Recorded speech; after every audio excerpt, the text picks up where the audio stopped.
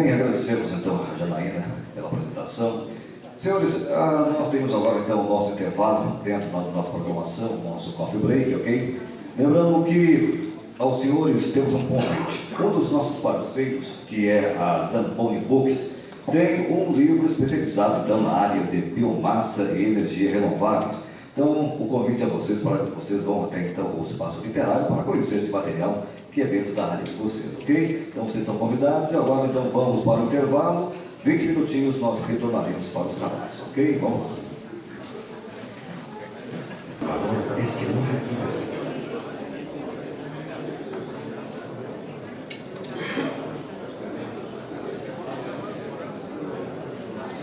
Bem, senhores congressistas, vamos então retornar aos nossos trabalhos.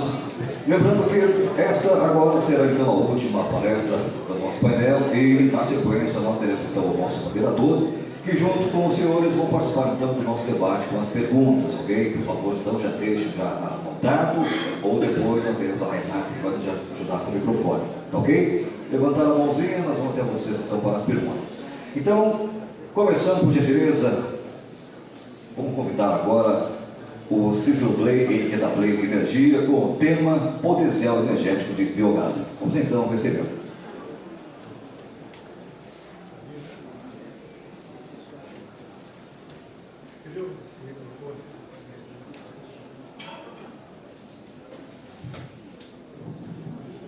Bom dia. Quero aproveitar e agradecer o convite daqui presente nesse encontro para apresentar algumas sugestões com relação ao tema que me foi confiado, que são potencialidades do biogás. Nós vimos já hoje de manhã um desfile grande de argumentos favoráveis, de grandes qualidades, grandes potencialidades, grandes condições para que o biogás saia de uma condição marginal, como se encontra até hoje, depois de décadas de trabalho, e também de acumulação de erros, acumulação de enganos, acumulação de manipulações e uma série de coisas que sobrecarregaram o biogás.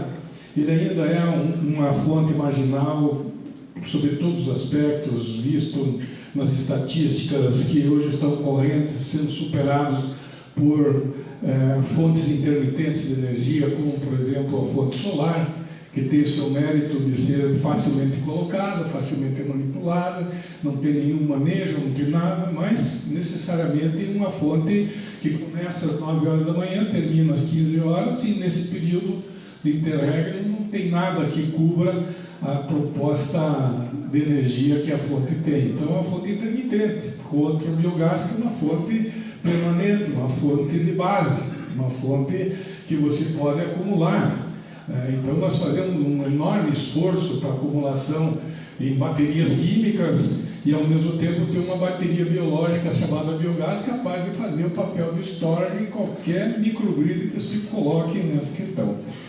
Então, buscando simplificação, buscando uma convergência de esforços, buscando um ponto único de força, de aplicação de força, para que o biogás realmente galgue esse patamar que falta, eu resumi a questão das potencialidades do biogás numa única observação de uma qualidade química do biogás, reconhecida pela Resolução 8 de 2015 da Agência Internacional do Petróleo, que fala o biometano, que atende a especificação estabelecida no regulamento técnico, parte integrante dessa resolução, poderá ser misturado ao gás natural. Esse é um atributo do biogás, a intercambiabilidade. Ele pode ser misturado no mesmo gasoduto, ele pode ser utilizado pelo mesmo equipamento. O mesmo equipamento que se utiliza de uma conversão do motor a gasolina para biogás e gasolina pode ser utilizado para biometano e para o gás natural. Ou seja, a intercambiabilidade é uma chave importantíssima de expansão do processo do biometano no contexto dos combustíveis do mundo, de uma nação, de um país, de uma região, seja o que for. Tudo que serve para gás natural serve para biometano e vice-versa. Então, o grande erro, o grande engano, a grande inocência das pessoas é estabelecer uma competição entre o gás natural, que tem uma força gigantesca no mundo inteiro, todo mundo sabe o que significa, as cadeias de suprimento do petróleo são poderosíssimas. Os países estão optando cada vez mais, não mais pelos grandes combustíveis, como diesel e gasolina, que são efetivamente poluentes, geradores de gás de efeito estufa, mas estão fazendo opções pelo gás natural veicular, pelo gás natural comprimido, e isso significa uma grande potencialidade para o biogás, e não uma competição.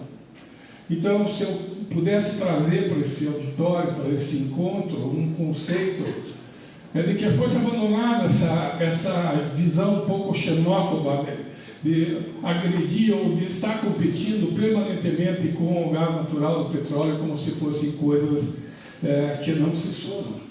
Elas se somam e muito. E se nós conseguirmos estabelecer que esse critério, que já está reconhecido na legislação, não estamos inventando absolutamente nada, mas que seja possível passar isso para as universidades, passar isso para o meio acadêmico, passar isso para as instituições de desenvolvimento, passar isso para as lideranças políticas, passar isso para as agências reguladoras, reforçando esse aspecto, nós estaríamos dando um salto gigantesco na concepção do biometano como um dos gases que a humanidade procura entrar. E um dos gases que, por si só, tem o seu lugar ali. Porque o metano, todo mundo sabe, é CH4, são duas moléculas de H2, ou seja, ele é portador de hidrogênio. E o hidrogênio é a fonte de energia renovável mais limpa que a humanidade foi capaz de compreender. E é para lá que a gente está indo, saindo dos combustíveis líquidos, entrando nos combustíveis gasosos, e no ápice do combustível gasoso está o hidrogênio, que nós não dominamos ainda no processo de como se utilizar dele. Mas começando pelo biometano, nós conseguimos dar, então, para fazer o dever de casa, construir as condições necessárias para poder fazer a distribuição correta, para poder estabelecer as normas de segurança, tanto ambiental quanto segurança humana, no manuseio desse gás.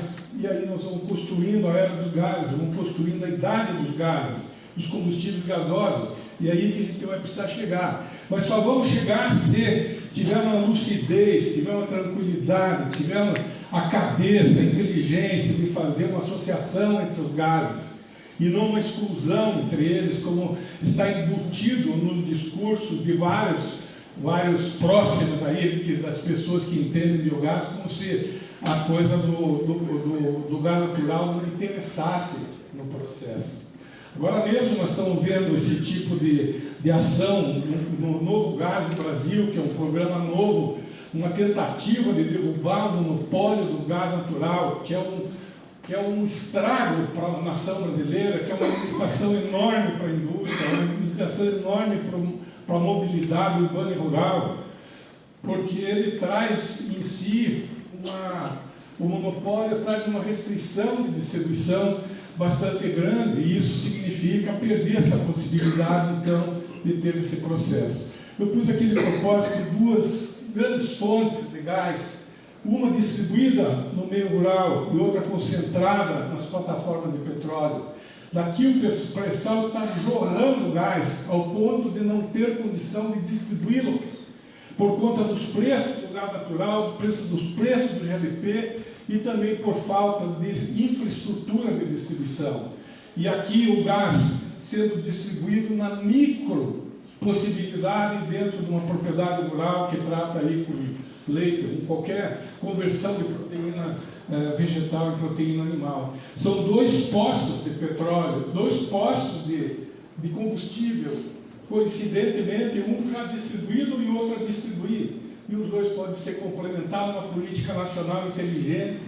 E o Brasil, como já foi visto, aqui tem um potencial enorme do agronegócio, tem um potencial enorme no desenvolvimento urbano. Todos os lixos de casa, das nossas cozinhas, dos nossos esgotos, vira biogás. É um potencial gigantesco. E ainda submetido a uma condição climática absurdamente favorável. enquanto nós temos média de temperaturas altas. A Europa, que já usa o biogás há um monte de tempo por necessidade até de guerra, produz o biogás e usa o biogás em condições de produção muito mais desvantajosas do que a nossa em termos de tempo.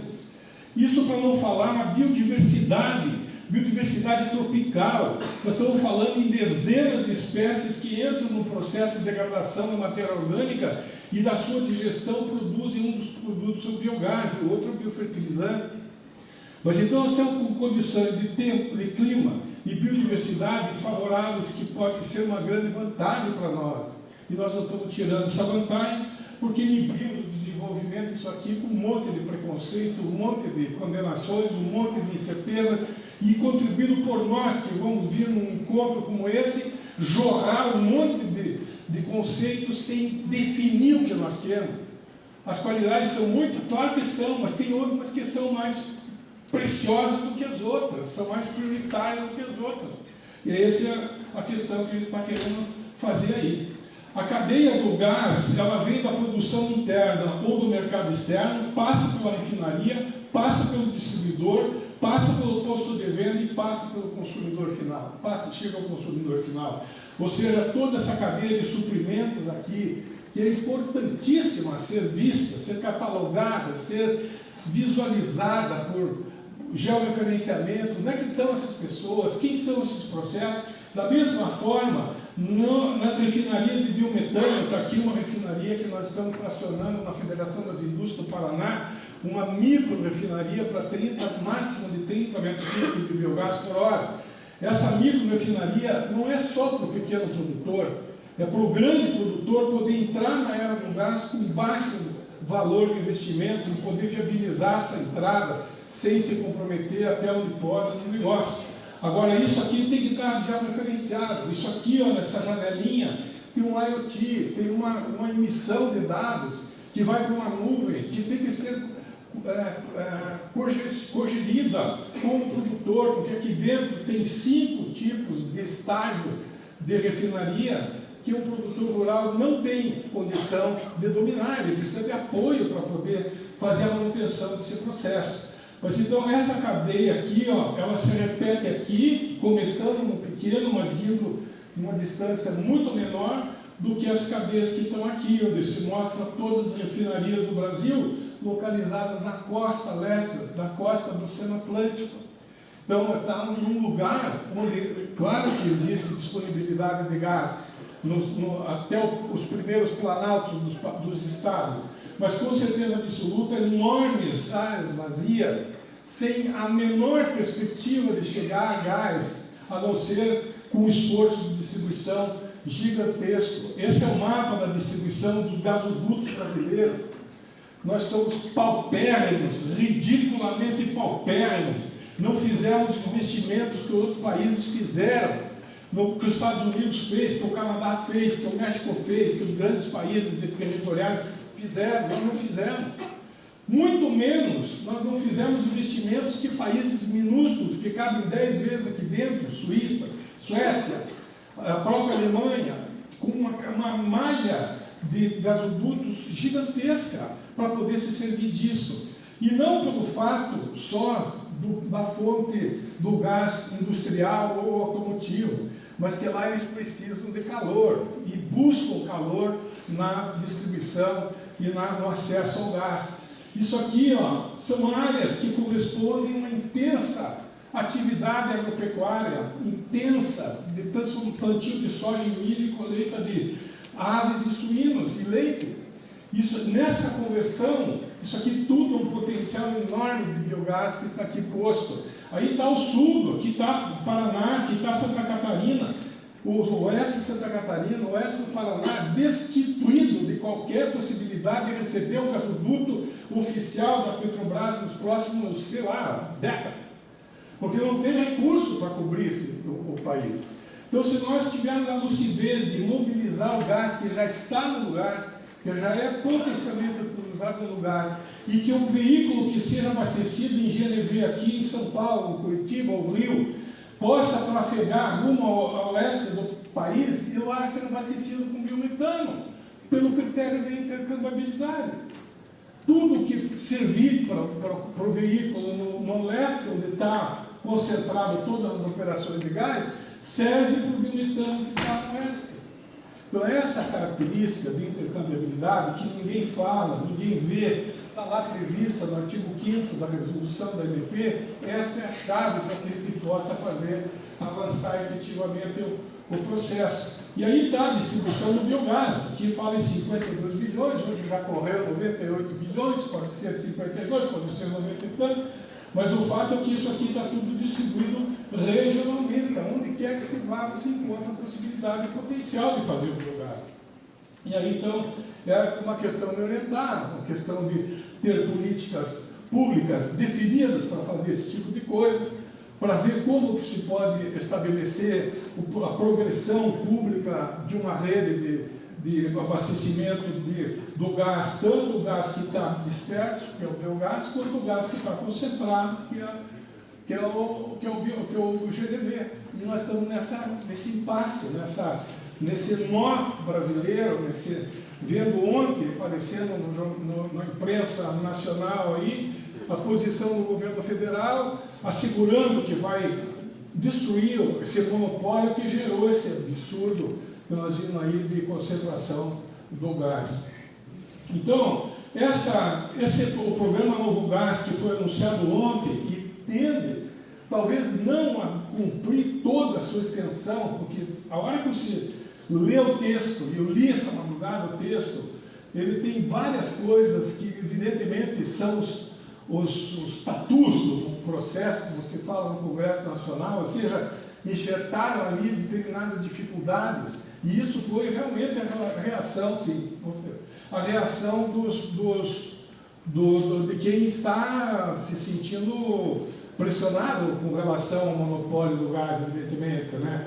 Mas, com certeza, gás natural e biometano são intercambiáveis, são possíveis de cumprir toda essa coisa, e os dois formam o Programa Brasileiro do Gás. O Programa Brasileiro do Gás fala no biometano, menciona o biometano, está saindo agora também em julho o programa do RenovaBio, aqui no estado do Paraná, a satisfação de ver o Senai do Paraná e o Tecpar unindo forças para certificar o biometano, usando a capilaridade e o laboratorial do Senai com a capacidade de certificação do Tecpar, que é uma enorme possibilidade, inclusive, certificando produtos orgânicos gerais. Então, o mercado novo do gás está aqui, a logística, e uma outra chave que a intercambiabilidade leva, o mercado livre do gás. O mercado livre da energia elétrica foi uma chave para aparecer todas as manifestações que nós já vimos e o avanço das fontes renováveis de energia. A hora que entrou o mercado livre, liberou a blindagem que o excesso de normatização do setor fez para protegê-lo dos processos de ataque predatórios e que modifique a situação. O mercado livre é essencial. O mercado livre do gás é absurdamente essencial. E eu esperaria até que, constatando isso, esse Congresso aqui, ele tivesse a dignidade de se manifestar publicamente, dizendo que teve um auditório que apoiou o mercado livre do gás, para que ele possa efetivamente acontecer essas coisas que nós estamos falando. Não há como, no mercado absolutamente travado, absolutamente blindado, fazer qualquer coisa nova, fazer mais do mesmo, que não se sai do lugar. O biogás está dito aqui, como parte do processo do mercado do gás. Ele não rompe com o gás tradicional, ele não tira da Petrobras o direito de poder distribuir o gás. Não é contra a Petrobras que se tem que lutar, mas necessariamente a favor de novas possibilidades com o gás que existe no Brasil. E é essa a proposta do Mercado Livre, que de uma certa forma está dito lá no novo mercado do gás. Ali estão os pilares que estão montados, apresentados pelo próprio ministro de Minas e Energia, né, para a promoção da concorrência, que é uma coisa absurdamente importante em qualquer setor, qualquer segmento. Os leilões de energia com oferta e preço do gás mais competitivo. O país espera poder gerar energia elétrica com gás para valer e não se servir de carvão, não se servir de mais combustíveis fósseis para fazer o suprimento de energia. A ancoragem na demanda termoelétrica está aí posto, o gás entra nisso por ser uma energia armazenável também, e o mercado livre do gás posto na integração do gás com os setores elétrico e industrial. Essa é a proposta contida dentro desse novo mercado do gás.